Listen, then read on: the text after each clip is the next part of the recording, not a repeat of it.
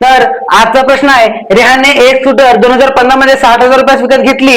घसाऱ्याचा दर 10,20 असेल तर 2 वर्षानंतर त्या स्कूटरची किंमत किती? असा जर प्रश्न आहे, काय म्हणते की स्कूटरची किंमत आहे किती आहे? 60,000 रुपये आणि त्याचा घसरण्याचा जे दर आहे ते किती आहे? 20% आणि 2 वर्षांतर या स्कूटरची किंमत किती? असा जर प्रश्न आहे तर हा प्रश्न कशाचा? चक्रवाढ व्याजाचा. चक्रवाढ व्याजाचं सूत्र काय आपल्याकडे काय आहे? A equals to P in bracket 1 plus R by 100 to the whole power n. मग सगळ्यात पहिला आपली स्कूटरची किंमत किती होती? 60,000. किती आहे? 60,000. कंसात काय करायचं? एक. आता सूत्रामध्ये एक अधिक आहे, बट आपल्याला काय घसाऱ्याचा दर आहे म्हणून इथे काय घेऊ आपण? वजा किती आहे? 20% आणि याचा छेद किती? 100 आणि किती वर्ष? 2 वर्ष. काय करायचं आहे? काही नाही, 60,000 तुमचे जसे तसे आणि इथे काय करायचं आहे?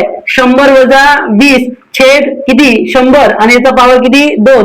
पुन्हा काय? 60,000 तुमचे जसे तसे काय? 100 वजा 20 80 छेद 100 पावर 2 आहे म्हणून पुन्हा 80 छेद 100. काय करायचं आपल्याला? 1 2 3 4 1 2 3 4 शून्य काय करायचे आहे? कापून टाकायचे आहे. 6 तुमचे जसे तसे इथे काय होणार आहे? 0 0 2 0 आणि 8 8 किती होणार आहे? 64. 6 ने काय करायचं? याला गुणून टाकायचं आहे. 6 0 0 6 0 0 6 चौक 24 4 हात 4 2 6 6 36 आणि 2 किती? 38. म्हणजे 2 वर्षांतर तुमच्या स्कूटरची किंमत किती होणार आहे? 38,400 रुपये.